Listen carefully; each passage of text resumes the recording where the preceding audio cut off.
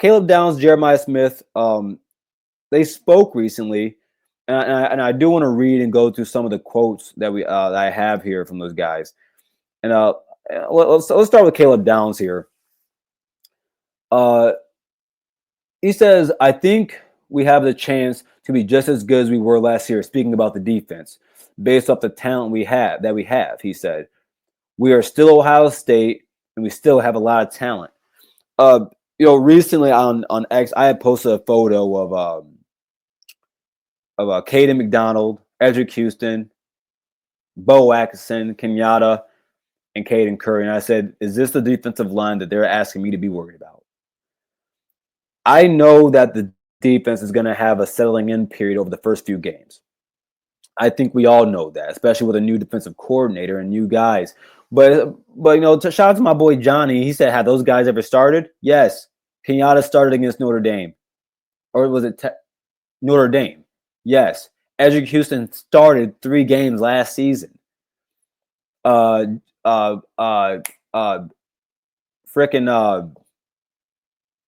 crap, Garrison. No, but you get my point. Oh, Jermaine Matthews. There we go. Jermaine Matthews, big main. Started against Texas with Burks out. And that was let me tell you what, that was a risky game, but unless you knew how good that Jermaine Matthews was. So there are guys at every level of the defense that have started games, and then at the linebacker and secondary, corner and safety level, actually, you have guys that are tenured starters. I'm not going to be worried about anything on this defense. And I really don't think I have to, especially by game 3 or 4. I really don't see it.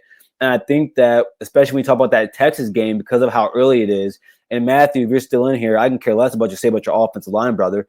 They have no continuity. I don't care how. And by the way, everyone's telling me that Brandon Baker, your possible right tackle, is more worried about getting married at the age of 19 than playing college football. So yes, I have no worries about them. Next quote from Caleb Downs. He says, talking about the new guys, "Those guys have been here and have waited their turn. Just to see them step up in new roles is going to be a great watch." Again, look at the guys that are on this defense and how talented they are. Like Jermaine Matthews. For those who maybe forgot, or don't know, Jermaine Matthews was a freshman All-American.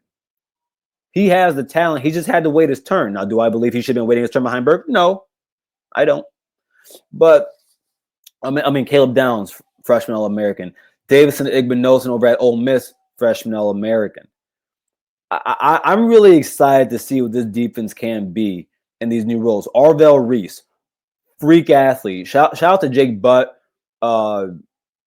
Big Ten legend, tight end from the team up north, and actually one of the better commentators on TV right now. He came out and said in the spring game, Sonny Styles and Arvell Reese are the most athletic linebacker duo in college football. And I really do think when you look at guys like him, you look at the athletic ability of the defensive line, bringing a guy like Bo Atkinson also. I think Bo Atkinson is going to be one of the biggest additions in college football. And at the end of the season, he's probably going to be named probably one of the top 5 to 10 biggest transfers in college football. Again, it's new guys and new roles. But why are we supposed to be worried? Why? Again, everyone thinks that Ohio State could possibly go 9-3 because of all the new faces around the defense and the offense. Well, I've been hearing that same damn story for a very long time now. I've only seen it 9-3. It's been 3 times, three times since 2000. Yeah, it doesn't happen often, guys, and it hasn't happened since 2011 when off the stupid year when we decided to. Where we had guys that were injured, guys that couldn't play. You all know the story. So yeah, I'm really looking forward to Caleb Downs. I'm really looking forward to seeing new guys in their roles. And then he goes to say, talking about Matt Patricia. He says, "Great teacher, great educator of the game. I learned a lot from him in his short time here. He's taught me a lot about football, so I'm excited. I'm excited for how we're going to play on the field." As much as people want to say he's a bad coach, people want to say, "Oh, Bill Belichick was the real defensive coordinator," which I hate that argument. I hate that argument because if Brian Hartline goes and balls out as an offensive coordinator, are we not going to give him his due? And they're just going to say, "Oh, no, that was Ryan Day." Stop it. It's a low-level football argument. So, no, when I see this, and I think like CJ Hicks, the way he speaks about him, you look at the defensive line and how they say like, dude, the verbiage and how he talks about the game, and Caleb Downs says it here too, man. It's much different, even from what they said about Jim Knowles. It's much different. And I think that when you have a guy who's a rocket scientist, also, but you have a guy who comes in there with 3 Super Bowl rings, he's a tenured NFL coach, and all these guys know his name. It's impossible to be a possible NFL player in an NFL factory like Ohio State, and the guys in the room don't know who Matt Patricia is. And then when you get him in the room and you're able to talk football with him, you're going to probably find out, yeah, Matt Patricia's a very smart guy, and he knows what he's talking about on the football field. And I think that for a lot of these guys, even Caleb Downs, man, I think that Matt Patricia, that being, is going to be able to unleash a lot of these guys. One of them being Caleb Downs, the other one being Sonny Styles. Sonny Styles is one of the biggest freak athletes in college football currently. And that's just a fact. 6'5", 225, 230, running around like a house of fire.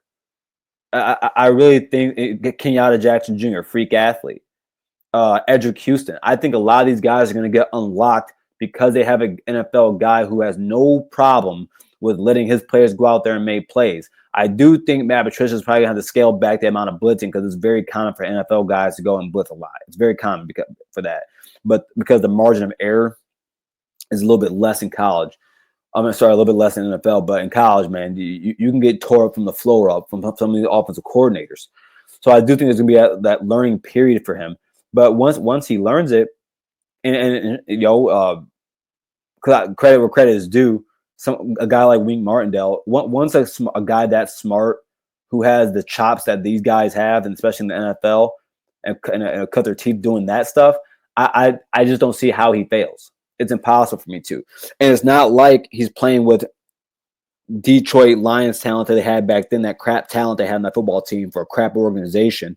No, he's playing for the best organization in college football with some of the best talent in college football, right? So it's a little bit different now.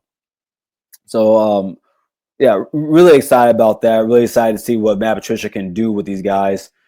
And then let's get to Jeremiah Smith. And a lot of this, guys, again, if you reckon back to what we said in the first half of the show, and again, if you haven't already, everybody, please be sure to like, share, and subscribe to the channel. Hit that like button right there for you. The only thing we ask for monetarily. If you want to give out monetarily for a super chat, something like that, awesome. But all I ask is that you hit that like button. But this comes from JJ. And before I start reading this, I'm excited about this because Jeremiah is a naturally quiet guy. He doesn't speak much, does a lot of things with his play on the field. But man, he's stepping into his role as a leader. And most people will tell you, oh, you don't want your wide receiver as a leader. Well, it depends. It depends. When you have a guy like him who's mentally secure in himself, when you have a guy like him who's internally secure in himself, a guy like him who doesn't just talk for the sake of talking. He's not a truculent person. I truly believe he's one of those guys that when he talks, he truly means what he means, and he's not just saying it for the sake of it. Kind of like what he said about he don't plan on losing that team for the next 2 years. I believe him when he says that. I really do, and I ride behind him for that. But he says here, I just can't wait till the season starts. We definitely going to put on a show. A lot of people have been doubting us. Facts. I can't wait to prove a lot of people wrong this year. Shout out to you, Paul Feinbaum, who said Ohio State is going to struggle to make the playoffs this season. BS. Jeremiah is right here. And, there's a lot of people around and it's not just, rival fans. It's not just people. I mean, I don't. Shout out to my boy Grim on X. He don't even think Ohio State is going to struggle. He thinks we're going to beat the dog-ish out of Texas. That he actually thinks that. But there's a large portion of people that think Ohio State is going to struggle this season. And I don't understand why. I don't understand why everybody thinks that Ohio State can go out there with the talent that they have. And mind you, he has bigged up Julian. You honestly, you think you think Jeremiah Smith is going to say what he said about Julian Sands just for the hell of it? Like, people got to use their brains, man. Like, Julian Sand was handpicked by Nick Saban. So when I see him say this, and clearly he takes it to heart, being disrespected like this by the national media and everybody else, and rightfully so, because it is Ohio State, and he is on this team at the end of the day.